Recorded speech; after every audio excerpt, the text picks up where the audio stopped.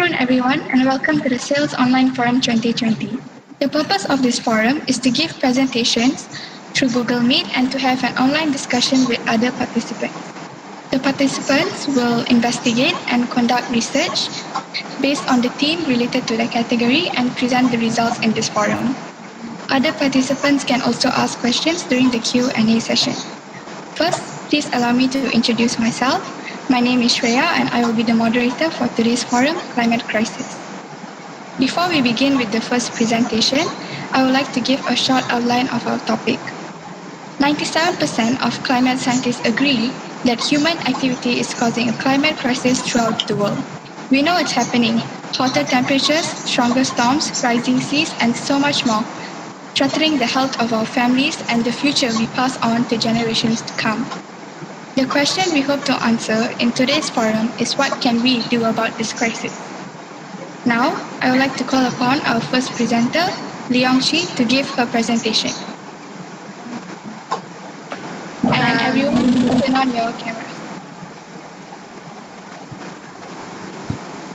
Yes, hello, good to see you again. I'm Leong Chi. Lee is my last name, and you can call me Lee or Leong Chi. I come from National Function Senior High School in Taiwan. So please allow me to screen share my slides.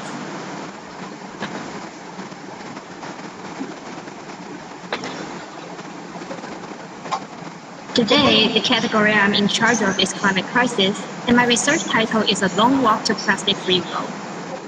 But we're unable to see your screen share. Can you please try again?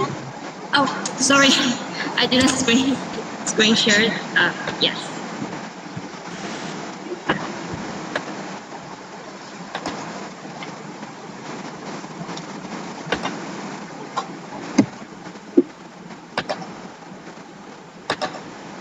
So can you guys see my screen now? Can you guys see my screen now? We're supposed to go to your PowerPoint presentation. Yeah, and can you click the slideshow button? The right Of course. Yeah, okay. So today the category I'm in charge of is climate crisis, and my research title is A Long Walk to Plastic-Free World. Starting with a short or an introduction, climate crisis is a term that describes climate change, and the major reason which causes climate change is global warming. According to scientific reports, the excess existence of greenhouse gases in the atmosphere is the cause of rising temperature. Earth's natural cycle and solar influence share the opposite parts of global warming. However, rather than land, human activities are the primary one.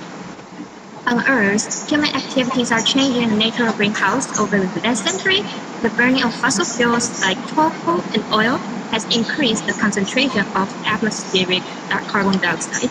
This happens because the coal or oil burning process combines carbon with oxygen in the air to make carbon dioxide. Besides fossil fuels, methane from cows also add more greenhouse gases to the atmosphere, as well as other factors like clearing of land for agriculture or industry. According to the statistics from U.S. Energy Information Administration, the amounts of greenhouse gases fossil fuels release are 76% of all, while methane from cows are 26% and others just 6%. Therefore, fossil fuels are the most severe one. Fossil fuels, which can also refer to petrochemical industry, of all petrochemical products, plastic is the one which has been commonly used in our daily life, and at the same time causes global warming by releasing a great amount of greenhouse gases. No plastic products release carbon dioxide, which is a kind of greenhouse gases. However, comparing to other drivers of global warming, how severe and urgent is plastic? And when plastic releases those gases? Following pictures and figures can answer. First, plastic will harm a lot of aspects, such as health and pollution. Besides those, it also generates huge carbon footprint. Let's take single-use plastic bag as example. If we just use plastic bag once, it definitely produces huge carbon footprint. Take a look at other alternatives. Comparing plastic bag to them, plastic bag is such harmful to our climate since the carbon footprint it produces is much bigger than others. In 2019, the production and incineration of plastic add more than 850 million metric tons of greenhouse gases to the atmosphere, equal to the emissions from 189,500 megawatts coal power plants. At present rates, these greenhouse gas emissions from the plastic life cycle threaten the ability of the global community to meet carbon emissions targets. According to expert estimates, at 2030, the production and incineration of plastic add 1.34 billion metric tons of greenhouse gases to the atmosphere. And at 2050 will be over 2.8 billion, which is the extreme growth. Throughout the whole plastic life cycle, greenhouse gases it produces undoubtedly can greatly influence climate. Plastic is primarily landfilled, recycled, or incinerated. Now, even if we recycle plastic, it still releases greenhouse gases, let alone be incinerated. Recycling has a moderate emissions profile but displaces new virgin plastic on the market, making it advantageous from an emissions perspective. Incineration leads to extremely high emissions and is the primary driver of emissions from plastic waste management. As for being landfilled or being discarded, plastic still contributes greenhouse gases to climate. The figure is the production rate of methane and ethylene from virgin LDPE when it is exposed to sunlight in air. LDPE is a kind of material commonly used to make plastic bags. Methane and ethylene production rates from virgin LDPE pellets are larger when the plastic is exposed to sunlight directly in air. And as time flows, virgin LDPE pellets release more methane and ethylene. In that case, production rates for both gases increase with time. This figure proves that even though we just let plastic exposed under sunlight, it will still release methane and ethylene, which are greenhouse gases, and both of them can significantly contribute to global warming even though the amounts are little. Because of the far impact that plastic brings to climate, it's definitely time to take action. So far, the whole world has started to act for reducing plastic. In our life, food is an essential part, and most of us buy food from supermarkets. In Netherlands and Thailand, there are some supermarkets stopped using plastic to package the product. Instead, they use biodegradable materials or glass jar to load or package food. Then some may ask about straws, which is one of the plastic products that not only cause climate change, but also cause marine pollution. Is there any alternatives? Yes. Now in Vietnam, the locals there create a kind of straws made from grass, which won't harm the environment. Besides local supermarkets, governments and global enterprises also need to spring into action. Here, I would like to introduce Taiwan's government's policies toward plastic use. Taiwan's long-term goal is to completely stop using plastic products such as plastic bags, plastic straws, and for achieving that goal, government has formulated some rules. In 2002, Taiwan's government set a rule that supermarkets, warehouse markets, convenience stores are not allowed to offer free plastic bags. Until now, this rule helps us reduce 2 billion of plastic bags per year. In last July, local shops are not allowed to provide free plastic straws if customers stay in. In 2020, all stores in Taiwan are banned to offer free plastic bags. As for disposable tableware and plastic straws, can be given to customers if they stay in. Government expects in 2025, even for taking away, related plastic products can be offered for free. Instead, customers should pay if they need them. And at last, in 2030, we hope to ban plastic bags, straws, cups, and disposable tableware. As for global enterprises, I consider it's also their responsibilities to do something for reducing plastic product use. In 2018's January, Coca-Cola announced that they will promote a plan called World Without Waste. They expected achieving the goal that all packaging materials can be 100% recycled in 2025, and now they have reached 80%. Also, they promised that in 2030, all packets will be made by 50% of recyclable materials. For Starbucks, they promised by 2020, all of their global chain stores stop using plastic straws and lids. Instead, they use biodegradable straws and specially designed lids. Uniqlo announced that starting as 2019 September, they stopped offering plastic bag worldwide, and by the end of 2020, they will reduce 85% of plastic bags. IKEA also claimed they stopped selling disposable products by 2020. If we stop using plastic products, then there should be other materials can replace plastic. By now, there are already some newfound materials can replace plastic. Some are made from fish skin or natural starch, which are all biodegradable. And those materials are still waiting for manufacturing into plastic bags or packaging. All of the above are about what governments, companies, shops can do.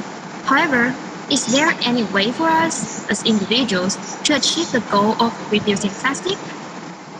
We can start small. The United Nations has announced 17 Sustainable Development Goals, and one of them is climate action. Although greenhouse gases emissions are projected to drop about 6% in 2020 due to travel bans and economic slowdowns resulting from the COVID-19 pandemic, this improvement is only temporary. Climate change is not on pause. Once the global economy begins to recover from the pandemic, emissions are expected to return to higher levels. Thus, we can't stop doing any climate action now. And reducing plastic use is definitely a sort of climate action. Even though the thing we can do may just like bring our own bag to markets or bring our own tableware and cups with us. However, if each of us can start to change our lifestyle and go eco-friendly, it is fair enough to say that the world is on the way to plastic free. All in all, the purpose of my research is aimed to raise people's awareness toward plastic waste. And I assume that throughout plastic life cycle, according to scientific reports, plastic releases greenhouse gases, and the amount is rather much, which can prove that plastic is also a factor letting global warming worse. Nevertheless, plastic, as well as fossil fuels, can be disappeared all of a sudden.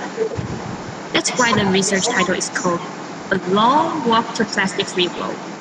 There is still a long way for us to completely live without plastic. However, for our planet, for rescuing climate crisis, let's live a life use less plastic. There's a few references I used to do my research, and thank you for your attention. Alright, thank you, Lee. Now it's time for a Q&A session. Does anyone have a question they would like to put forward to me? Hi, I have a question. Alright, so throughout your presentation,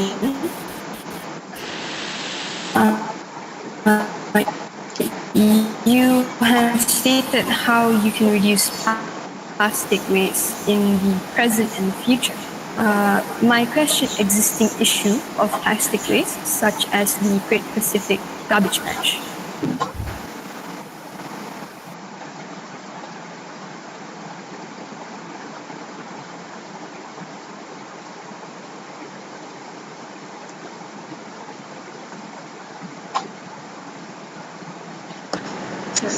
So your question is about the garbage bag used as a plastic bag, right?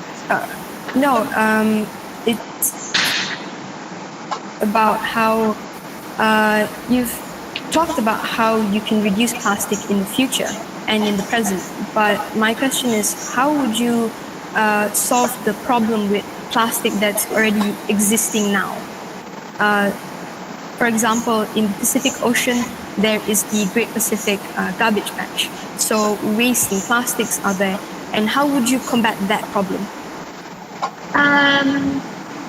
I think for that problems, because we already have some campaign like marine cleanup, beach cleanup, also some mountain cleanup in my nation and also worldwide. I think that's a way to pick up those garbage in our environment. But till now, we still didn't have any method to deal with the existing plastic. Way to reduce the carbon footprint it produces, because it already existed, and we all know plastic is a harmful material. So it's hard to solve those garbage.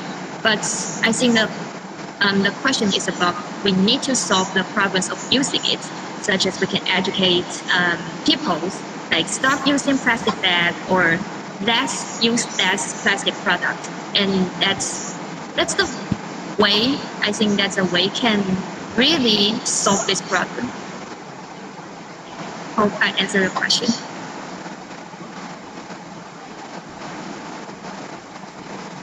Right, does anyone else have any other questions for me? Okay, there are a few questions from the YouTube Live. How can we motivate people to use environmentally friendly products? I think we have to promote that idea, like promote how severe that's plastic to our climate, and hope these ideas can move them to use those eco-friendly products in their daily life, and like bring their own back to market. And also we can use nowadays the YouTubers and celebrities can really raise people's awareness toward those problems. So it's kind of use of publicity to raise this awareness.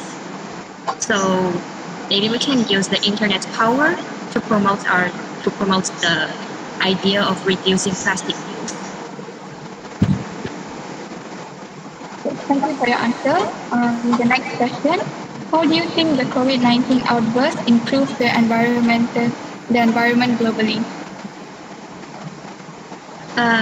Sorry, can you say the question again?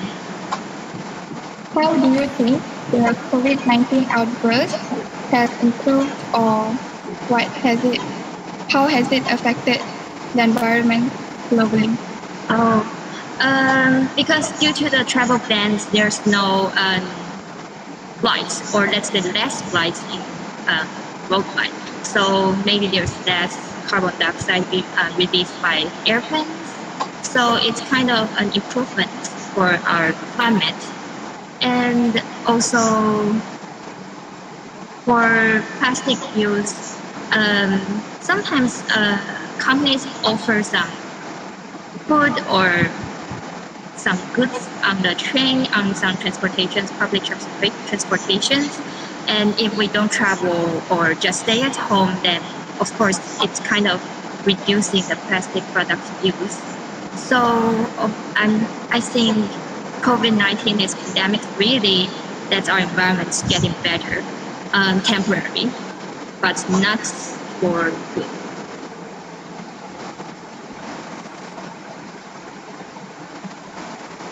Thank you.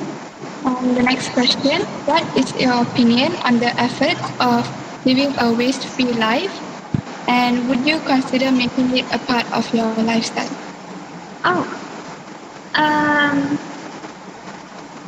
I think, of course, I want to make plastic-free or waste-free as my lifestyle, because as a human, to protect our planet, I think is our responsibility. So if I want to take efforts on it, I think I will try to bring like my own bags, my own bottles to the markets or restaurants, and stop using those disposable products, not just for tableware, also bags or maybe some other products. So it can reduce some waste, and try to use everything longer, as long as we can. And the last question: do you think that Taiwan is on its way to achieving a sustainable development goals you mentioned earlier? I think we're on the way to achieving that, because it's really hard to let plastic disappear all of a sudden, just like what I've mentioned in my presentation. But it's rather important to stop using those products to let our world become waste-free. So, yeah, I'm sure that our government is on the way to that our country can become a waste zero zone. but still a lot of things to do, and I hope maybe in like like our long-term goal, we said that we hope in 2030 the all plastic products like plastic bags, straws, bottles can all disappear on our land, and I really hope our government can achieve that, and that's a huge step to the plastic. Thank you again, Lee. Now we shall take a 5-minute break before we move on to the next presentation. All of you can turn off your cameras during the break. I hope to see you soon in 5 minutes.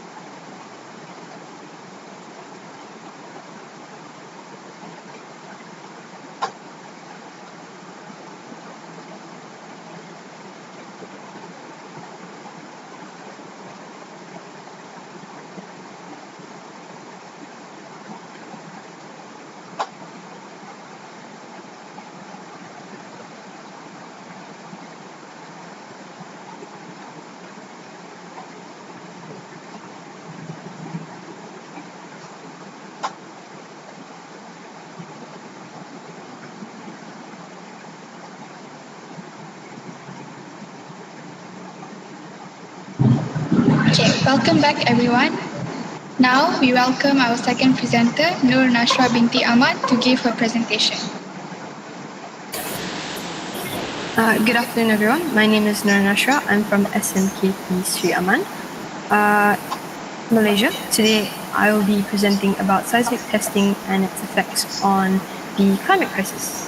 I chose this particular topic because I've always had a soft spot for marine life and the environment. Through this forum, I hope that I am able to bring light to a lesser known topic, which is seismic testing. Please allow me to share my slides.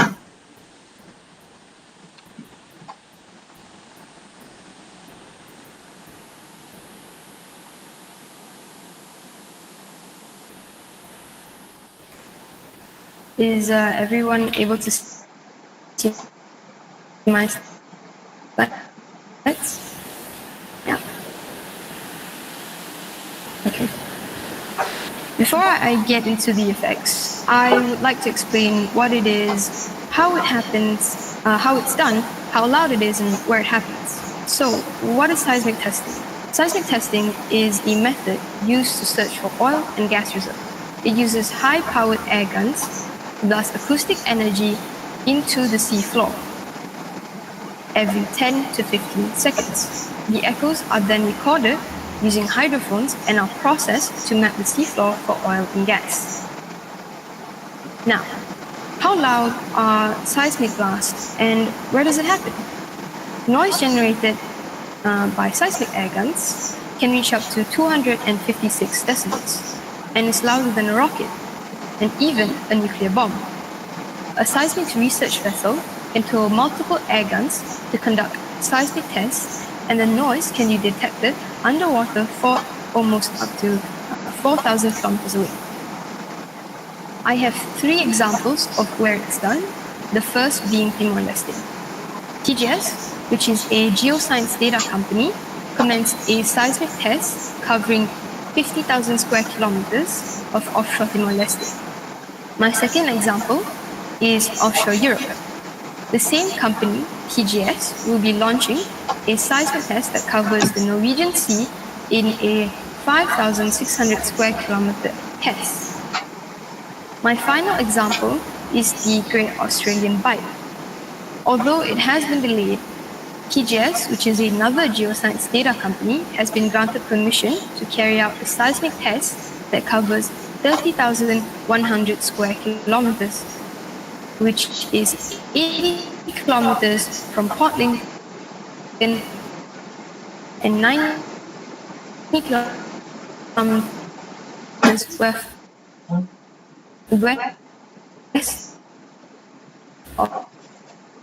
of Kangaroo Island. Seismic testing, which is about the effects of seismic testing on marine life. Seismic testing can result in fatal consequences in behavior and pattern of marine life. As I previously stated, the noise generated by air guns are very loud. This poses a problem, as sound plays an essential role in feeding, mating, communicating, and avoiding predators. Marine mammals are also affected and can endure a variety of things such as temporary and or permanent hearing loss, the abandonment of a habitat, beach strandings, and, the worst case, death. Seismic testing can also harm the marine environment, which in turn harms the marine life through a number of ways such as leaks, oil spills, habitat destruction, and greenhouse gas emissions. My second effect is the effect of greenhouse emissions due to marine seismic testing. Now, seismic testing, seismic vessels can use a large amount of hydrocarbon fuels. Combustion of hydrocarbon fuels will release carbon dioxide and other greenhouse gases. This would result in a large amount of greenhouse gases being released, which contributes to the rise in temperature. My last effect is the effects on climate due to the lack of plankton.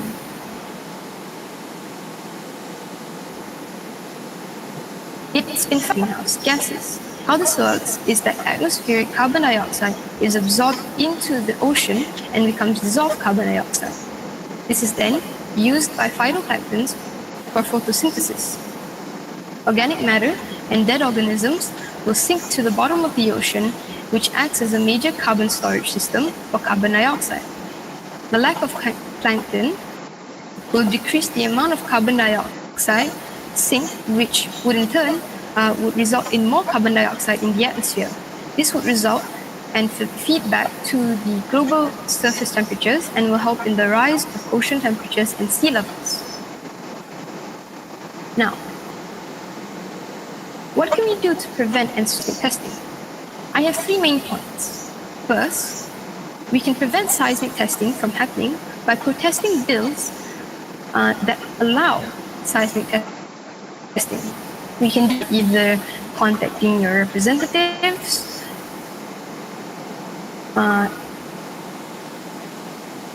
or organizing. For contacting our representatives,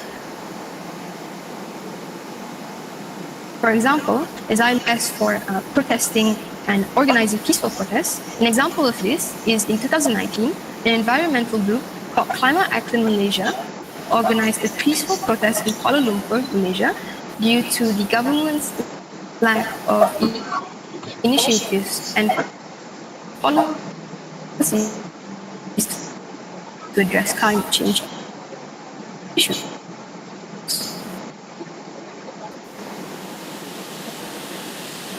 Second, we can help by raising awareness. A way we can do this is by spreading awareness online and on social media, like Twitter and others, about the impacts of seismic testing and the impacts that it has on the environment. A great example of this is SAEYLS, as it's an educational event held every year that is based around the environment. For my last point, it is for people who are in the position of power, and they can help by enacting laws that prohibit seismic testing. They can do this by leading legislative efforts, and an example for this is when John Rutherford, the representative of Northeast Florida, teamed up with Jeff Van Drew, who is the representative of New Jersey, to introduce a bill called the Atlantic Coastal Economies Protection Act that would prohibit seismic testing in the Atlantic Ocean. For my last slide, it will be about the youth responsibility. Now, how we can do this is by raising the voices of youth. This can be done by forming a platform for other youths to share global issues that matter to them. And this platform can also be used to spread knowledge and talk about seismic testing, its effects, and how we can stop it.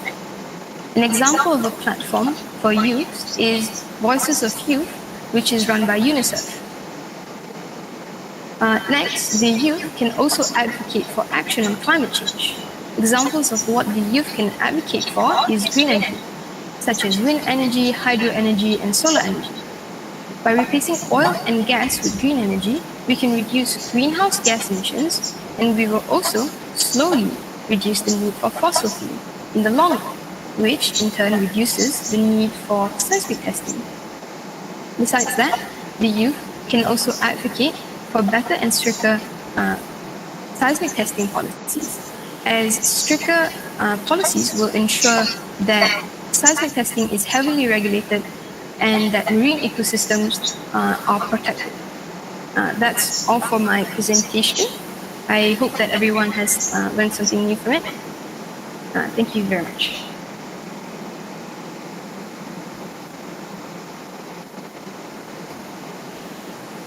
Alright, thank you, Natra. Now it is time for a Q&A session. Does anyone have any questions they would like to put forward to Natra? Yes, I have a question. I think we all know that in 2010 there was an incident called BP oil spills happened at Gulf of Mexico, and that's harmed the environment economy. Thus, the method basically used for discover oil is not a proper way. So also goes for seismic testing. So do you think there are other alternatives, or we can simply just not use oil and fossil fuels anymore? So So if you think we don't need fossil fuels, then how and where to start this?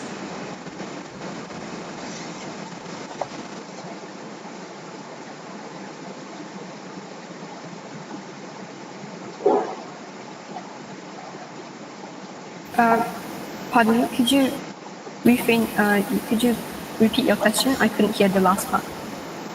Okay, we know that in 2010 there was an incident called BP oil spills happened at Gulf of Mexico and harmed the environment profoundly. Thus, the method BP used to discover oil is not the proper way and also goes for seismic testing. So, do you think there are any alternatives, or we can simply not use fossil fuels? Then, if you think we don't need fossil fuels anymore, then how and where can we start this?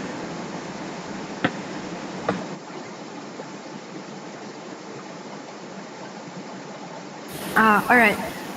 So as I stated in my presentation, an alternative to fossil fuel is green energy.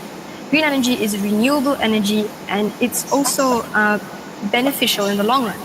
So how we can start using green energy is to advocate for it. You can advocate for it, and with green energy, slowly you can have a much more sustainable planet, as green energy is renewable, as I said before. Now, how we can start it is that we can build dams, we can build power plants like solar power, solar energy, and there's hydro energy.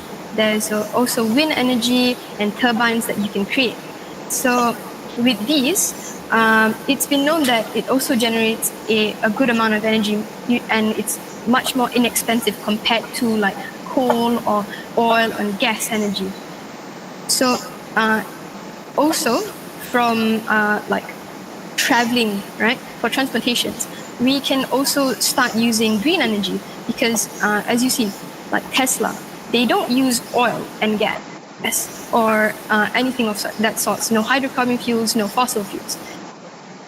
They use green energy, which is just electric.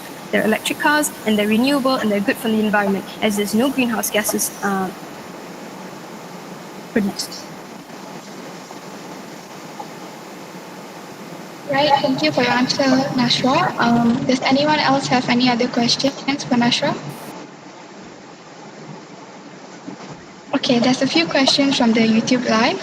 The first question, how much does seismic testing cost?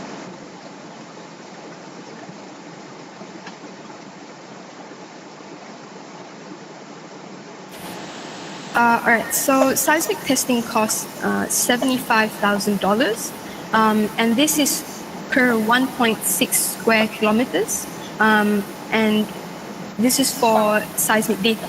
It's quite expensive, as you can tell, and as it's 1.6 square kilometers, for just 1.6 square kilometers is quite less, right? It's $75,000. Imagine it for 50,000 square kilometers. That's quite a lot of money you're spending on just for oil and gas.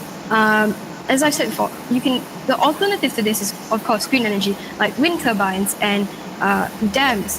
These are, of course, quite expensive, but in the long run, it becomes inexpensive as it's generating renewable energy, and you would not have to keep on doing seismic tests, which would be more expensive in the long run. Right, the next question. What is an environmentally friendly alternative to seismic testing?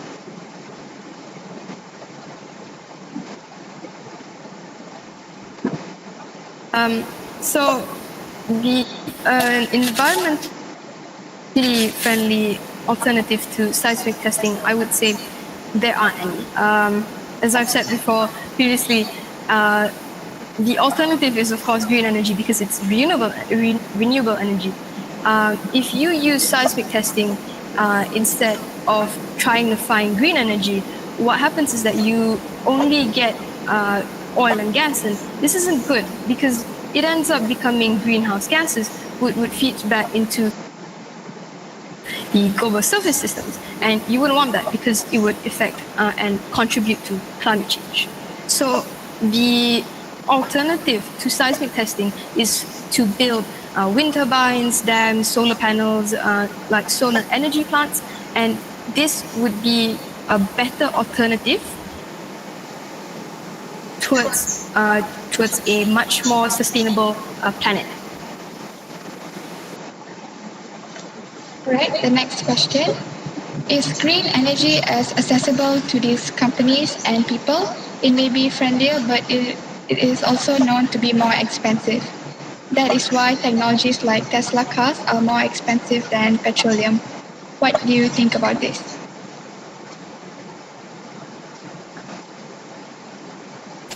I think that's true, but you should also look at history. See, oil and gas would be expensive, right? So be expensive, but not like that. We can adapt. We can always. There will always be, if we push for green energy, there will always be there will always be companies that are going to follow the end of the people, and they will create products that are affordable for everyone, for the middle class, and for everyone else that cannot afford expensive cars like Tesla. Of course, Tesla is a very new company that creates cars, and that are not everywhere is Tesla available.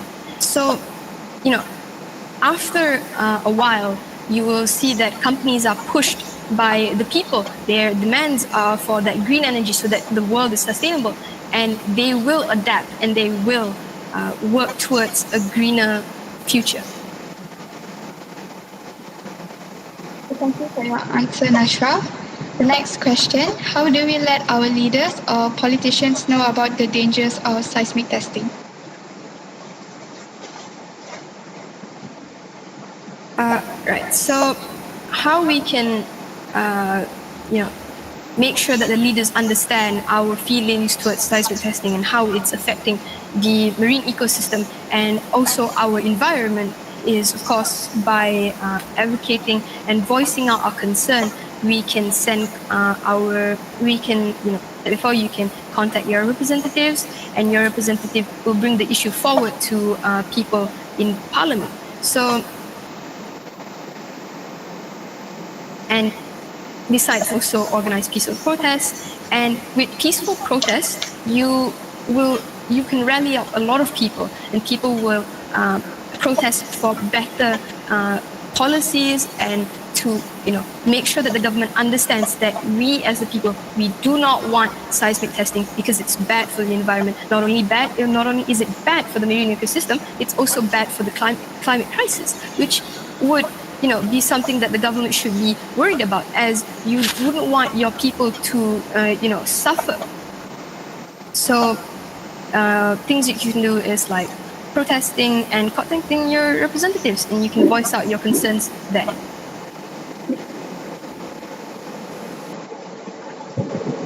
Right, thank you for your answer. The next question. What marine animals are affected by seismic testing?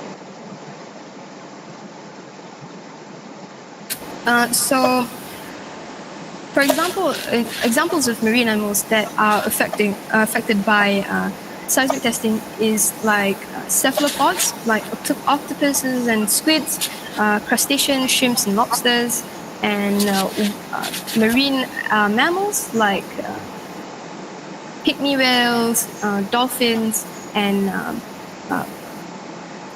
fish. So, yeah.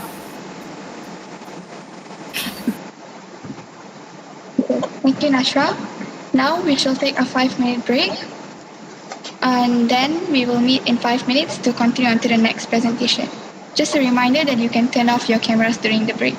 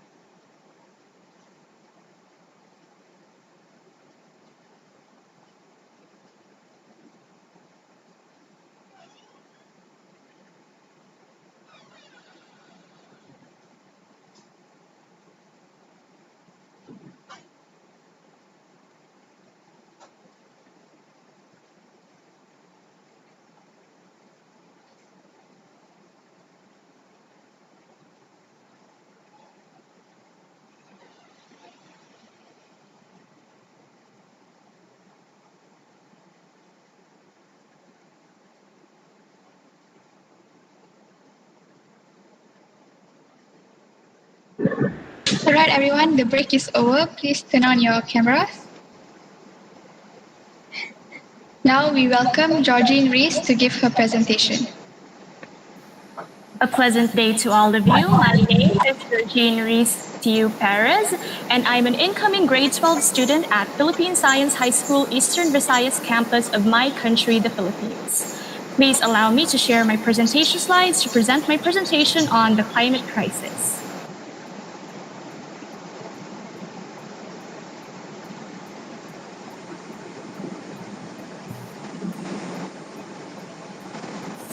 May I confirm if you can see my slides?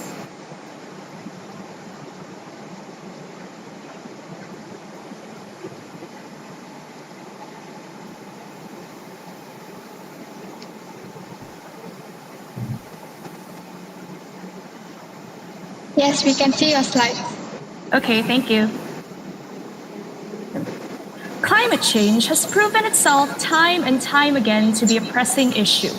In this study entitled Climate Change, a Threat to Agricultural Food Security in Tropical Developing Countries, I'm going to talk about one of the more subtle, yet no less dangerous impacts of climate change.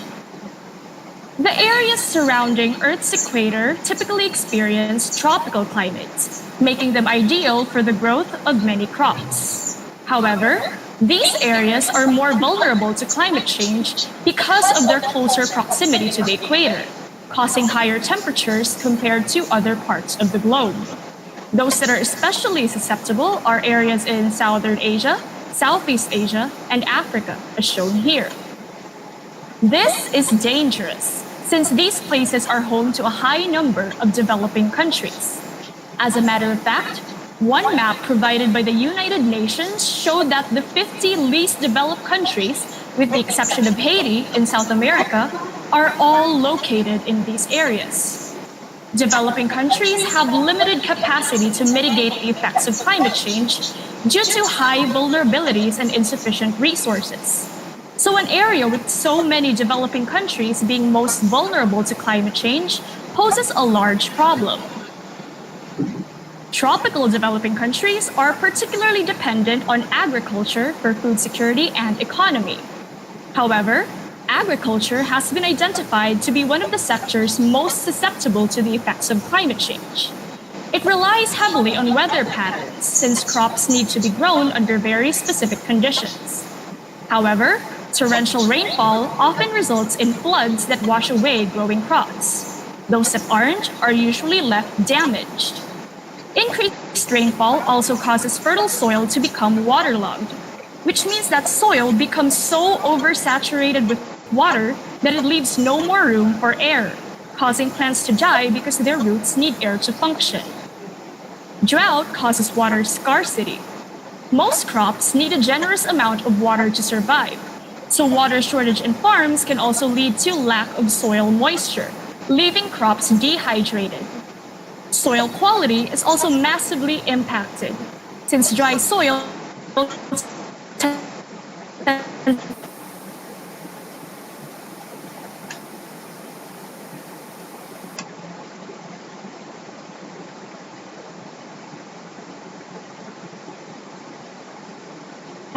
both torrential rainfall and drought can also lead to lack of available soil in nitrate leach. Pardon? Pardon?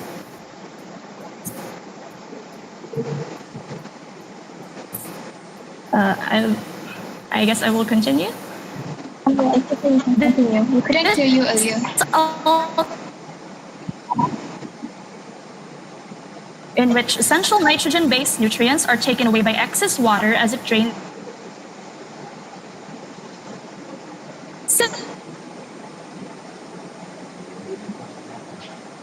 This being unable to attain their oxide forms, which results in an overabundance of these elements in the soil and increasing soil toxicity. Because creating ATP requires oxygen, lack of oxygen also limits the active transport of ions into root cells, since that process requires ATP. When there's a lack of water, roots are unable to grow to their fullest, making them less capable of absorbing nutrients in the soil. Because nutrients are carried to the roots by water, a lack of water to transport nutrients decreases nutrient diffusion. Increased humidity and temperatures promote the growth of many plant disease-causing fungi. These same conditions also become breeding grounds for harmful insects that can eat or harm plants. Under dry and hot conditions, nutrient uptake is also drastically slowed down. For instance, lack of water vapor pressure triggers stomatal closure in leaves, lessening gas exchange rates. Air in the soil is also affected by higher temperatures. Since heat causes things to expand, air pockets in the soil also expand, which makes nutrient acquisition from the soil slower since ions are forced to travel through these bigger air pockets. Worryingly, the impacts of climate change have already been seen to affect the output of the agricultural sector in tropical areas. Over the years, significant decreases in crop quality and quantity have been attributed to climate-related changes. For instance, the 8 major crops of Southern Asia, Southeast Asia, and Africa, which account for over 80% of total agricultural production in these areas, were investigated. Results showed decreased quantities of all 8 crops, but the 4 that were considered to be statistically significant were wheat with a decrease of 12%, maize with a decrease of 7%, sorghum with a decrease of 13%, and millet with a decrease of 9%. Increased temperature and carbon dioxide were also said to cause decreased concentrations of zinc and iron in the grains. Projections based on compiled crop yield data from various countries show that a 1 degree Celsius increase in global temperature would approximately reduce global yields of wheat by 6%, maize by 7.4%, and soybean by 3.1%. In another case, increased temperature due to climate change was identified as the most significant factor in reducing the antioxidant properties of common vegetable crops. It also decreased vitamin content of farm-grown fruits and vegetables. Tropical developing countries are most at risk because of the large adaptation deficit they face. The term adaptation deficit means that poorer countries struggle more with adapting to climate change compared to developed countries. A case study surveyed farmers from the Philippines. Asked what they would do in the face of typhoons or long dry seasons, a full 52.33% said that they would do nothing or just pray. 13.08% chose to abandon farming and look for other work. 7.48% chose to simply get rid of dead or damaged crops. Only 27.11% said they would take adaptive measures. The many respondents who wouldn't take adaptive measures were said to indicate a lack of education or information. Farmers could not adapt to climate change simply because they did not know how or what to do to adapt. This study shows that smallholder farmers in developing countries need to be educated on what measures to take to mitigate climate change. Another case study surveyed farmers in Ghana, a developing country in Africa, to find out why many smallholder farmers chose not to take any adaptive measures. 48.5% of farmers cited lack of money or insufficient resources to properly adapt. So in this scenario, the main reason was because most of them were unable to afford the things necessary for them to make their farms more suited to take on climate-related dangers. In both cases, since the problems were identified to be that the farmers were lacking in certain aspects, external support was cited as a need to tackle these problems. In light of the adaptation deficit faced by developing countries, the best approach was said to be to approach the climate crisis from 3 angles. First and foremost, we must address the climate issue itself. We are at a stage where the effects of climate change are becoming more dangerous. With this, it's imperative to stop the effects of climate change from worsening by tackling the problem at its core in terms of carbon emissions. To prevent further damage, global carbon emissions would have to be drastically reduced. Secondly, to mitigate the effects of climate change on agriculture, agricultural research must be prioritized to find ways to increase crop survivability and maintain crop quality. At present, We are already seeing significant decreases in crop quality and quantity because of global warming.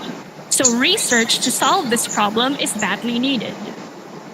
Lastly, to address the adaptation deficit, global cooperation and assistance is needed to help developing countries attain the resources needed to take proper adaptive measures.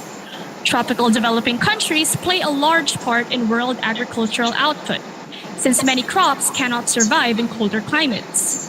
When the food security of these countries is put at risk, the world's food security as a whole would also be affected. With this, global cooperation is needed to properly close the gap in adaptational capacity. While there's no such thing as a one-size-fits-all solution to the effects of climate change, we must all do what we can to address the problems we're facing. I am spreading this message in the hopes of emphasizing the urgency of taking immediate action against the climate crisis, while simultaneously adapting strategies to mitigate the effects we're already experiencing. And with that, I'll be ending my presentation here. I hope that you've all learned more about the dangers climate change brings to the agricultural sector, especially in tropical developing countries, and why that threatens food security not only in these areas, but in the world as a whole. Thank you. All right, thank you, Georgine. Now it is time for Q&A session. Does anyone have a question they would like to put forward to Georgine? I have a question. Yes. Prior to the 1920s, agriculture has been a leading cause in the increase of carbon dioxide released in the environment. How would you suggest the countries who depend on agriculture to make profit without causing more harm to the environment? That's actually a really interesting aspect of agriculture to point out, because while agriculture is a sector that's heavily affected by climate change, it in and of itself also contributes to the climate crisis. This is mostly because carbon in the soil is released when soil is dug out. So when farmers till the soil to prepare it for the growing of crops, carbon is released and is converted into carbon dioxide, which contributes to greenhouse gas emissions. Now, recently, farmers, or rather agricultural researchers, have found ways to properly till the soil without digging too much into it, which lessens carbon emissions.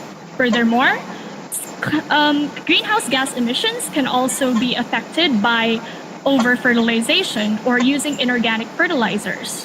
Inorganic fertilizers, when not absorbed by plants, can release nitrous oxide, which is a greenhouse gas that's 300 times more potent than that of carbon dioxide. So that also contributes to greenhouse gas emissions. Now, can be solved by both approaching the climate crisis from the angle of stopping carbon emissions and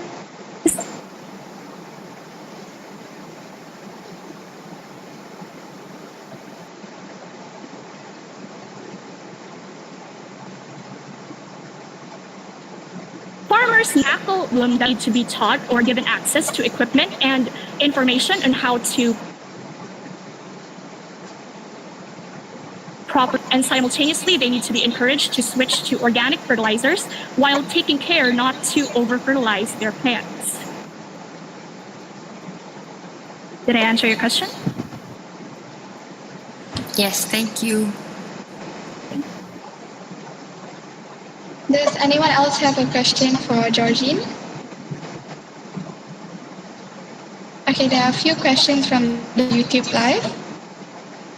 The first question, how do we get farmers the money and resources to continue their farming in sustainable ways? Well, as stated earlier, one of the reasons for the adaptational deficit is because farmers don't have access to the money or the resources they need to properly adapt. In some cases, the government can cover for this, in the sense that the government provides farmers with the tools and the money needed to allow them to change their farms to be more suited to adapt to climate-related dangers. But the problem in developing countries, which I tackled earlier, is that sometimes the government cannot provide sufficient external support for the farmers because the country itself lacks the money and the resources to support their farmers. So in this case, I pointed out earlier that global cooperation and assistance is needed to properly compensate for the adaptational deficit by providing these farmers with the money and the resources they need. All right, thank you for your answer, Georgine. The next question, why are developing countries more affected by climate change? Developing countries, as I stated in my presentation, are facing a large adaptational deficit. Now, I'm not saying that all developing countries are more negatively affected by climate change, but my presentation earlier focused on tropical developing countries. As I stated, tropical developing countries are already more vulnerable to climate change because of their closer proximity to the equator, which means their average temperatures are already higher than those around the globe. So climate change more heavily impacts them. Furthermore, since they don't have the resources and that they're highly vulnerable to climate change, they have a more difficult time adapting to climate change. So that's why their tropical developing countries are some of the most susceptible to the effects of climate change and simultaneously also have the most difficulty mitigating the effects of climate change. Thank you for your answer. The next question, can you shed some light on the agricultural food security situation in relation to climate change in your home country? Yes, okay. So my country, the Philippines, is a tropical country that's located near the Pacific Ocean. So because of that, we are struck by many typhoons and tropical cyclones throughout each year. And some of them can even be destructive enough to cause major damage. So in that sense, some of the people who are more heavily affected by the frequency of these typhoons are our farmers. So our farmers, in the sense that they're not able to properly prepare for these typhoons and that they're not able to properly adapt after these typhoons, they struggle heavily with being able to produce sufficient agricultural output. So I would say that this is, in fact, a threat to the food security situation here in the Philippines. Thank you for your answer. The next question. Food security is a major issue in the Philippines since it experiences an average of 20 typhoons per year. It became an even bigger issue now that we are currently experiencing this pandemic. How do you think should the Philippine government deal with the crisis on food security? I do believe that the Philippine government can do more to assist our farmers in the sense that they can provide them with the proper resources to manage their farms in the midst of these typhoons and can simultaneously educate them on what practices to take on or what strategies to adapt in order to make sure they're able to maximize agricultural output in the midst of these typhoons. Now, simultaneously, I do believe it's important that we keep in mind that most farmers in the Philippines, approximately over 85%, are smallholder farmers. So these farmers badly need the education, the information, and the resources they can get to adapt to climate change. So in that sense, I do believe the government can do more for these smallholder farmers so that we can lessen the gap in adaptational capacity here in the Philippines. Right, and the last question. What government program do you think should be implemented or prioritized to address climate change effects on agriculture? I do believe that the Philippine government should tackle these problems in two ways. One is, as I stated earlier, to support our farmers, to provide more support for our farmers, since a majority of them are just smallholder farmers who don't have the education or the resources they need to properly adapt to climate change. But another aspect that the Philippine government can deal with this is that it needs to provide more emphasis on agricultural research. Agricultural research can provide solutions and strategies to properly combat the climate crisis while still maximizing agricultural output. So in this case, I do believe the Philippine government needs to implement programs that assist Filipino farmers and at the same time emphasizes and provides more funding for agricultural research. Thank you again, Georgine. Now we shall take a 5-minute break before we continue on to the next presentation. You can turn off your cameras.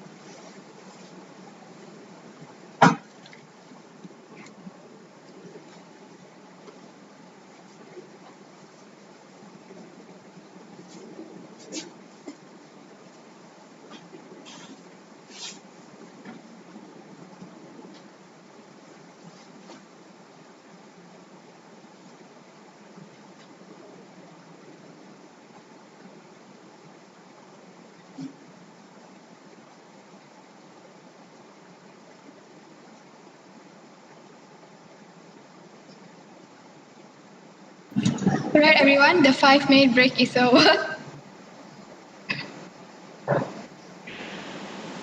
Now we welcome Honok Mada to give her presentation.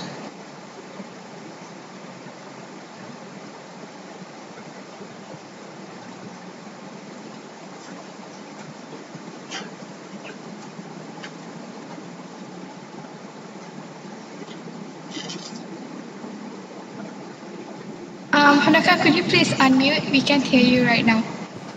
Sorry. Hello everyone, I'm Honoka, and my school is Meganuji High School, and my topic is global warming and extreme weather. So please allow me to screen share my slide.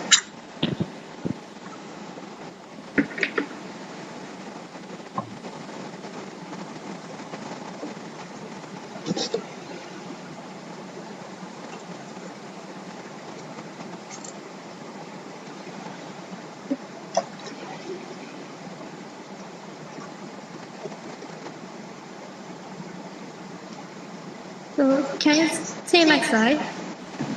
Yes, we can see your slide. Okay. So my research topic is global warming and extreme weather.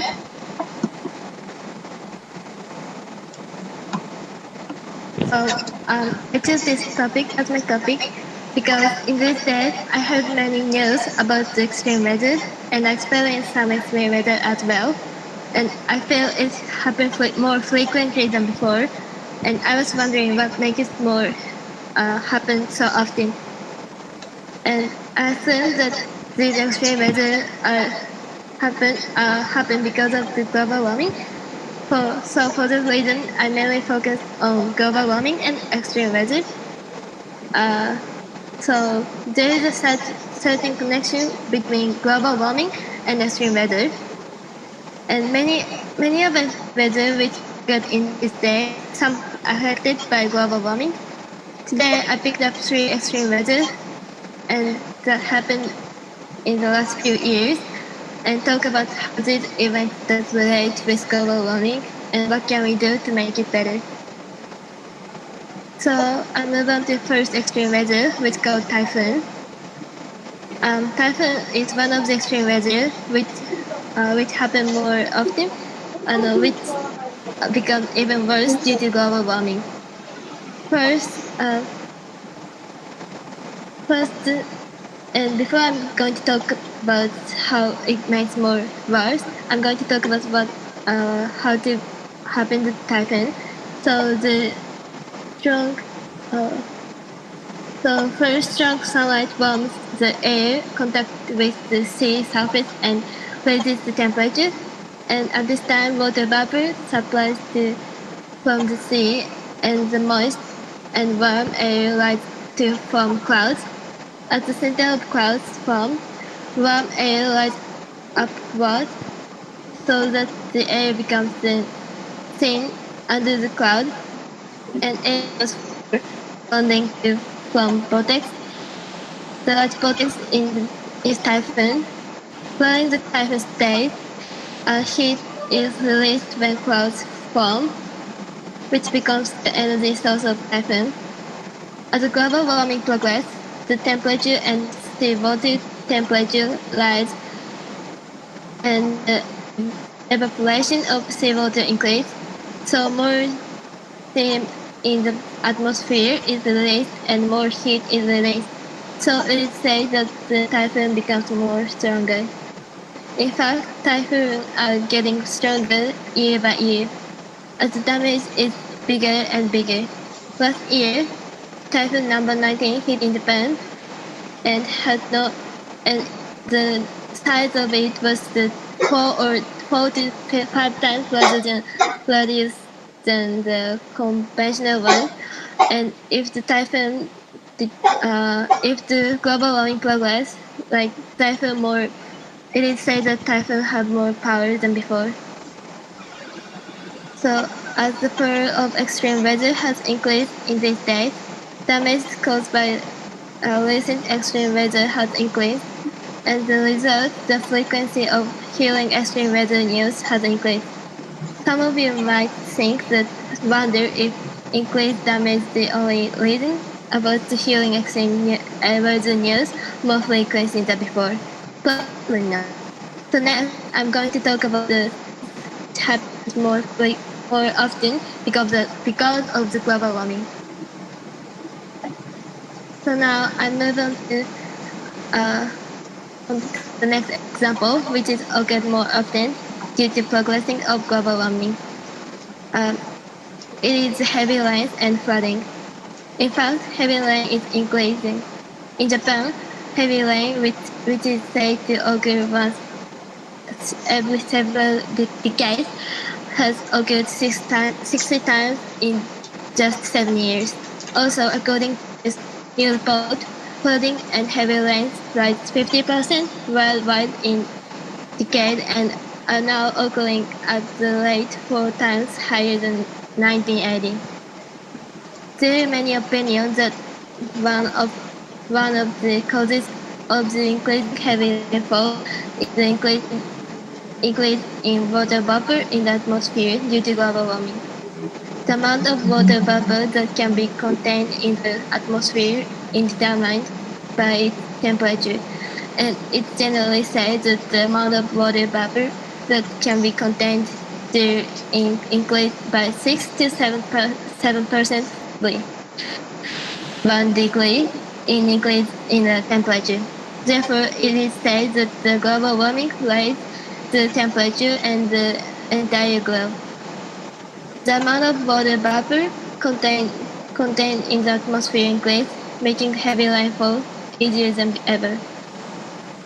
By listening to the two examples so far, you understand the reason why global warming caused by worst age. But on my wonder, there is the extreme weather caused by global warming. Of course there is. So now I move on to the third example, which occurred because of global warming. So deep freeze is occurred because of extreme weather. There is a cold wave that hit America last year, and on the contrary, it doesn't seem that the global warming had occurred because it became cold. However, this cold wave is related to global warming. The cause of the cold wave in the wild flow from North Pole and cold, the polar vortex collapsed, and it is said collapse of the polar vortex is due to global warming. As warming progresses, ice in the Arctic Ocean melts and Arctic temperature rises. This weakens the polar jet stream, resulting in the collapse of polar vortex. So, in conclusion, extreme weather is relevant with global warming. Then, what can we do to reduce the damage caused by extreme weather, which is getting more and more severe? It is certainly important to create new technology that can overcome the extreme weather. But that alone will have to create new technology again when global warming process over the year. Perhaps the most important thing we must do now is stop global warming, which is the root causes.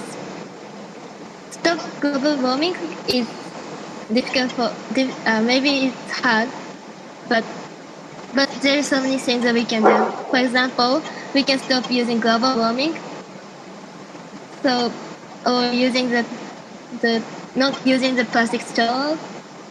So everyone should do what they can do to prevent any further damage from extreme weather. Thank you.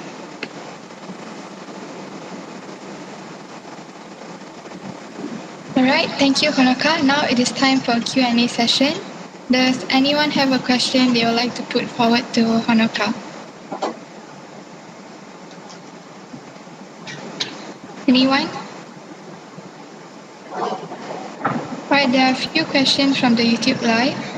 The first question, what can we do to prevent these extreme weathers from happening in our respective countries?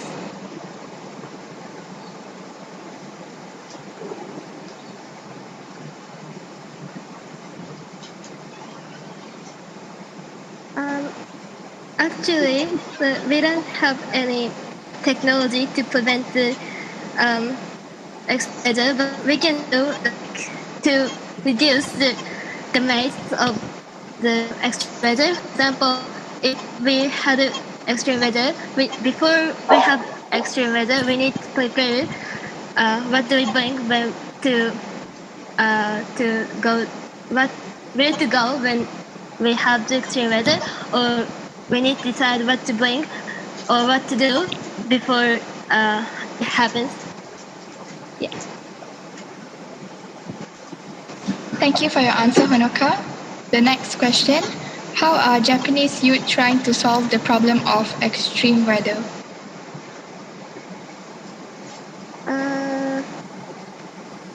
In Japanese youth, we learn how to like it, how to like what to do when we have the extreme weather, like when when it happens, we learn at school how to prevent how to reduce it damage.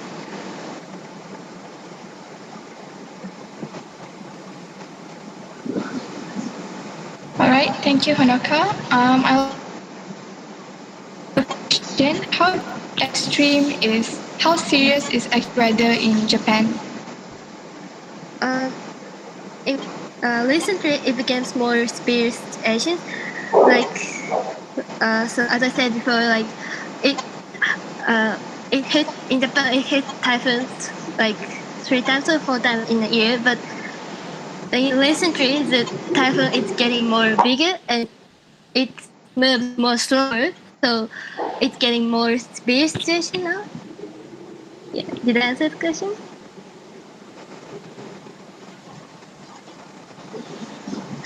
Yes, you answered the question. Does anyone else have any questions for Honoka?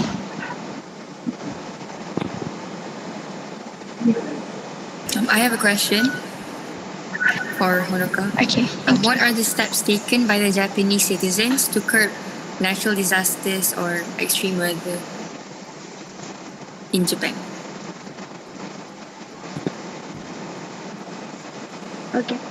So in Japanese government, they uh, they continuously to inform to give information to what to do to reduce the its damages. So like they give me an information where is the safe place to when it happens extreme weather, or what do we need to do when it happens. Is it okay? Thank you. Thank you again, Honoka. Now we shall take a 5-minute break before we continue on to the next presentation. You can turn off your cameras during the break.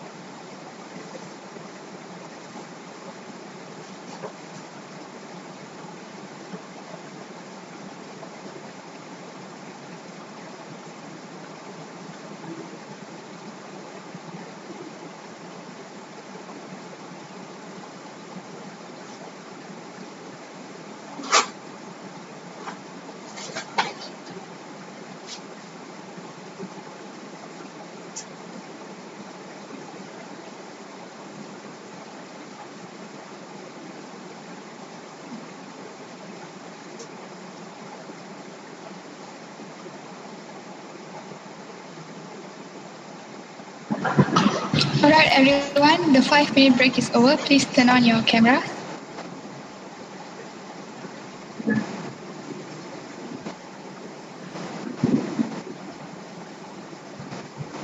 Now we welcome Farhana binti Firdaus to give her presentation.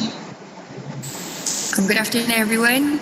My name is Farhana binti Firdaus. I am from Tunggal Krishna College, Malaysia. Allow me to present my slide.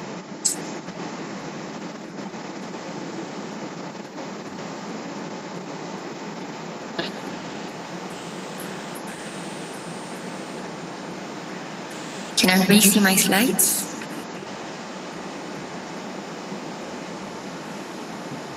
Yes, we can see your slides.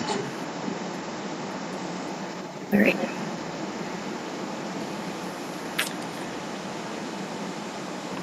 So I'll begin by explaining what climate crisis means. So climate crisis is a term describing global warming and climate change based on what we were given. Global warming is the gradual increment in the temperature of the Earth's atmosphere, which is normally caused by air pollutants and green gases that get collected in the atmosphere and absorb sunlight. Whereas climate change is the change in average conditions caused by natural occurrences and human activities. What I mean by natural occurrences, meaning volcano eruptions, sun intensity rising, and what I mean by human activities are like burning of fossil fuel, for electricity like coal and gas. So I would first like to introduce to everyone what currently the climate crisis in Malaysia looks like.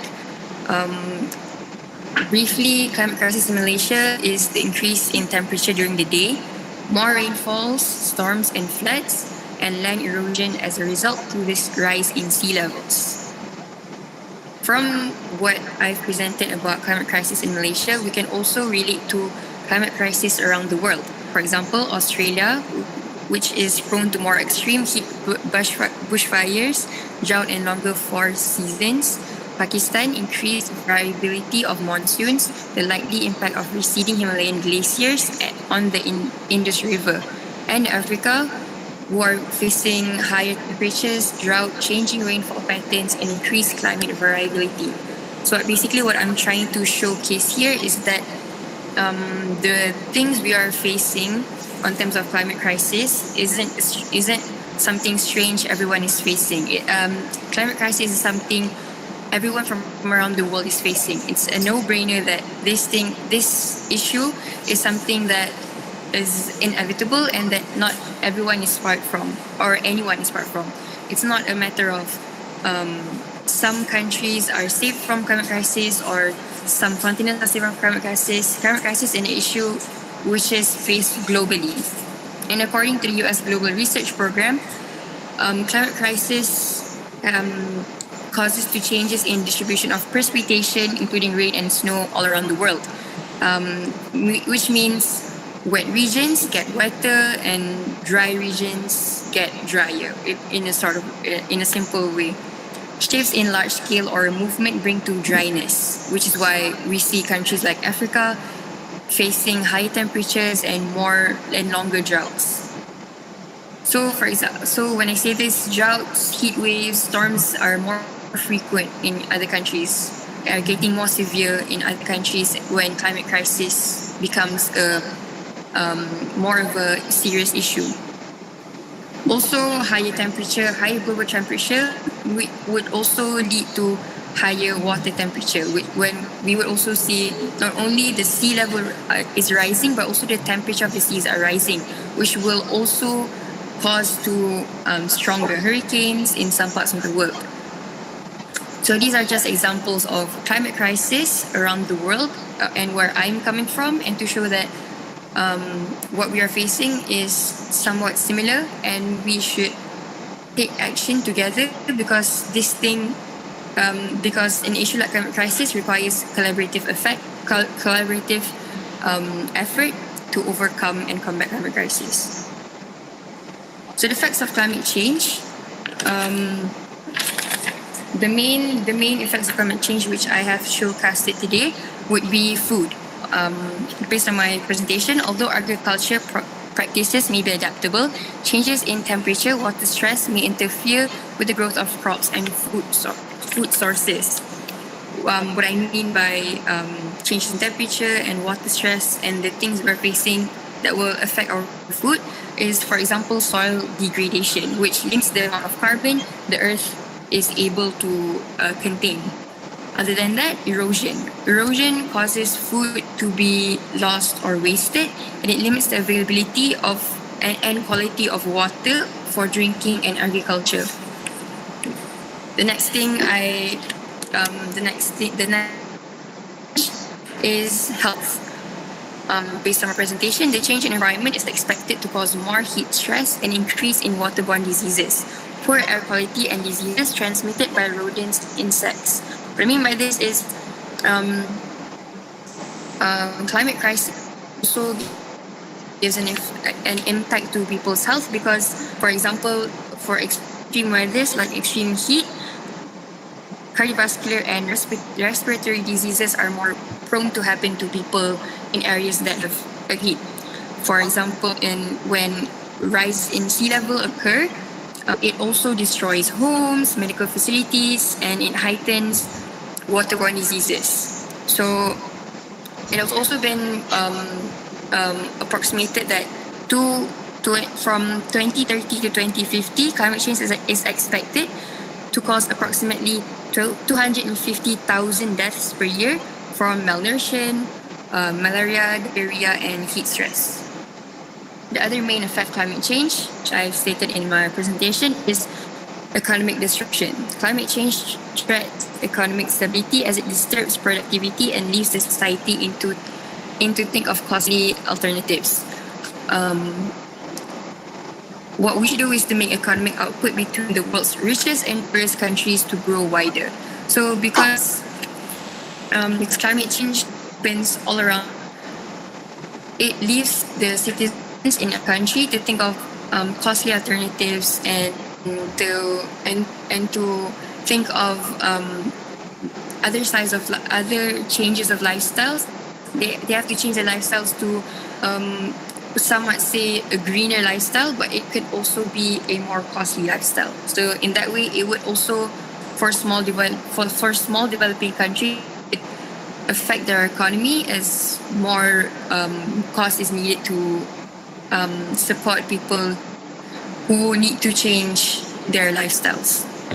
Other than food, health, and economy, the rising temperature becomes the effect of climate change would also affect other people as 1 degree Celsius, as the rising temperature, which is currently 1 degree Celsius, is above pre-industrial levels, which is actually an unacceptable risk.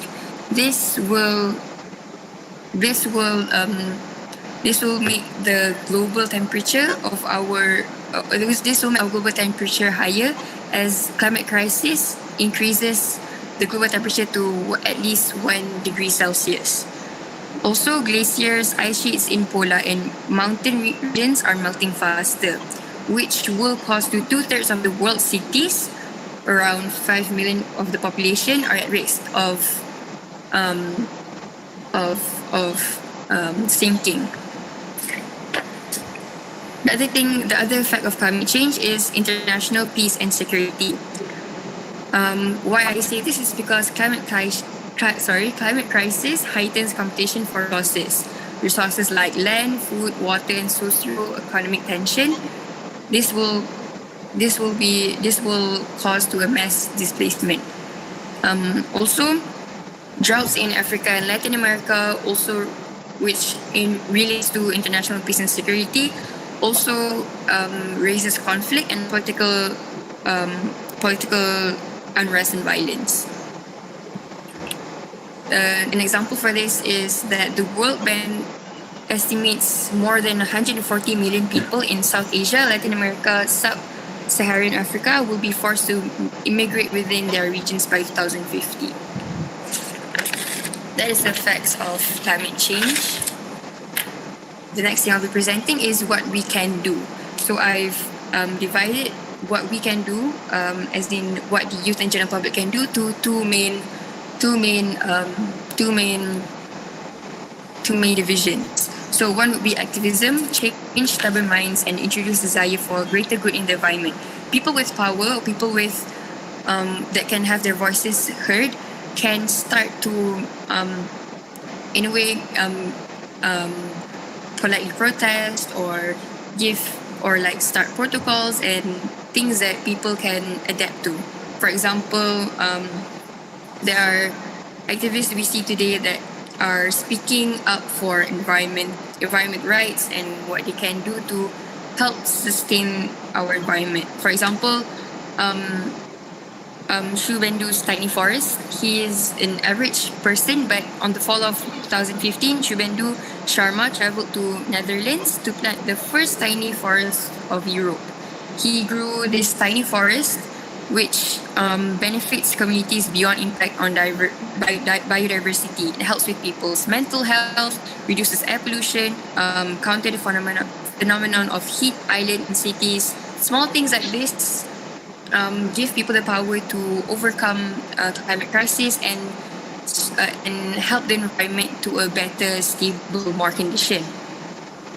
Other than that, we can also see today that we have more special days or celebrations for our environment. We have World Water Day, we have Earth Day, we have International Day for the preservation of the ozone layer, we have World Soil Day and Arbor Day where people plant trees. People with power can do these small actions, but they can bring a great benefit to everyone when everybody is able to contribute to these events. Other than that, there are also protocols and agreements that we are well familiar of. For example, the Kyoto Protocol, Paris Agreement, and Doha Amendment.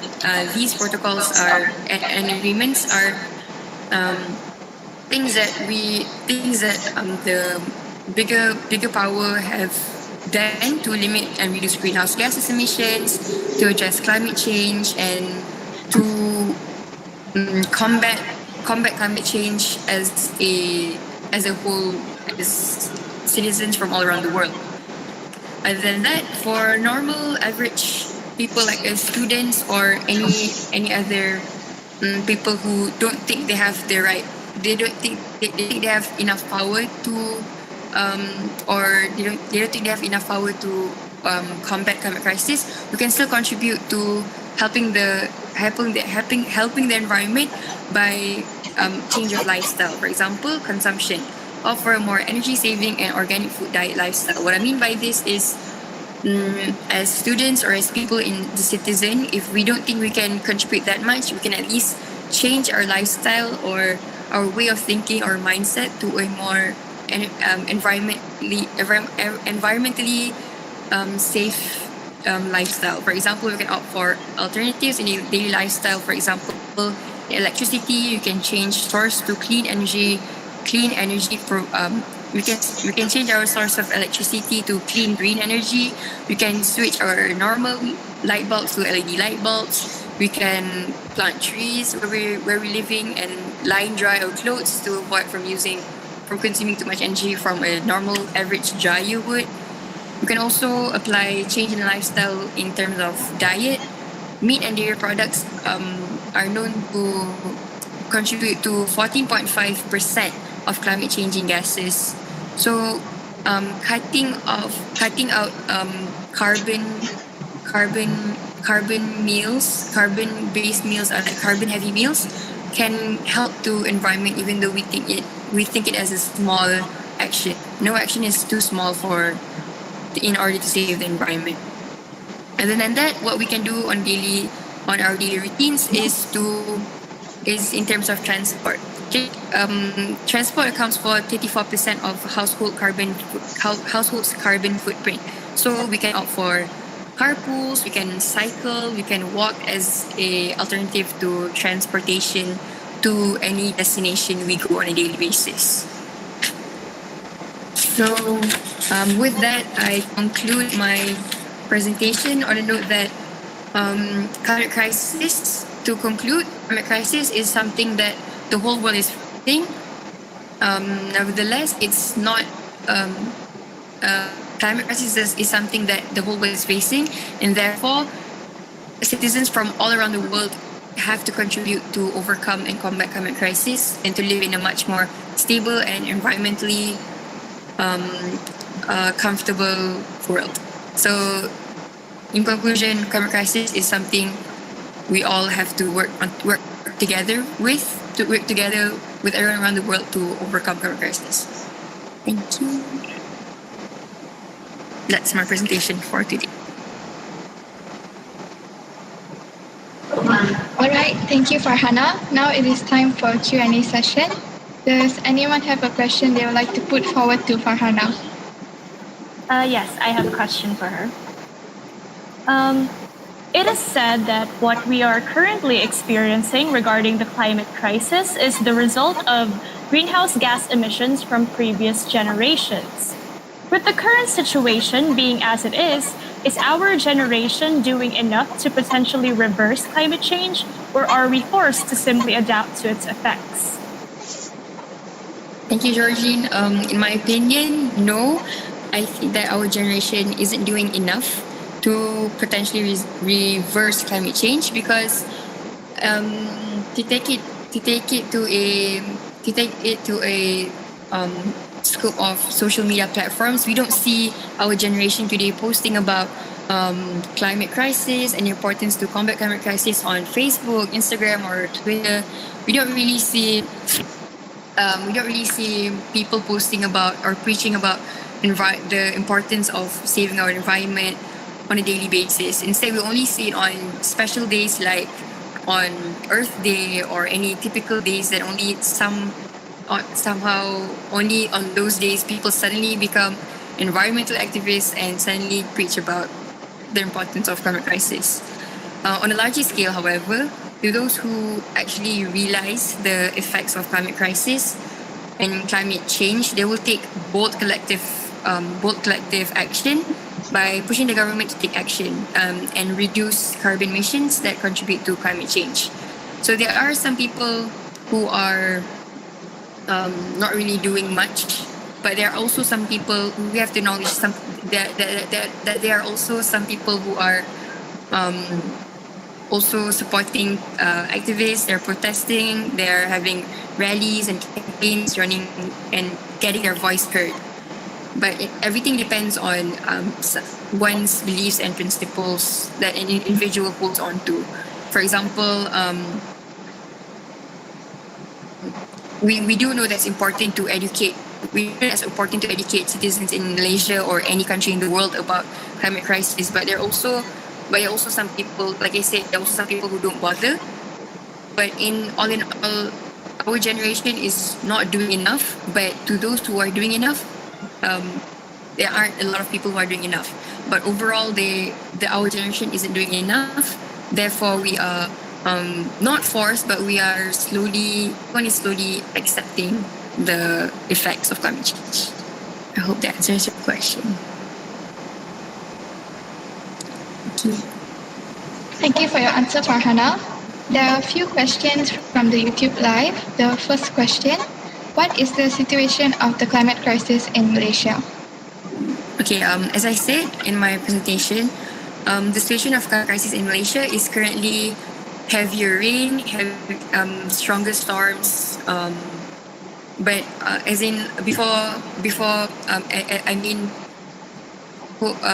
quarantine or before COVID-19, what we were facing before is heavier rain, and normally as students we would see as a student I would see rain or monsoon, or our monsoon season would happen around end year, but now we can see more frequent rains, and as a tropical country like Malaysia, we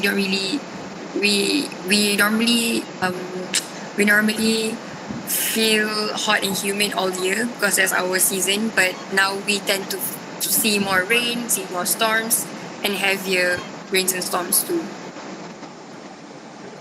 Thank you. Thank you. The next question, do you think youth leaders will be able to convince adults to take climate change seriously? Okay. Thank you. This question relates to what I've said about people's beliefs and principles that particular person holds on to.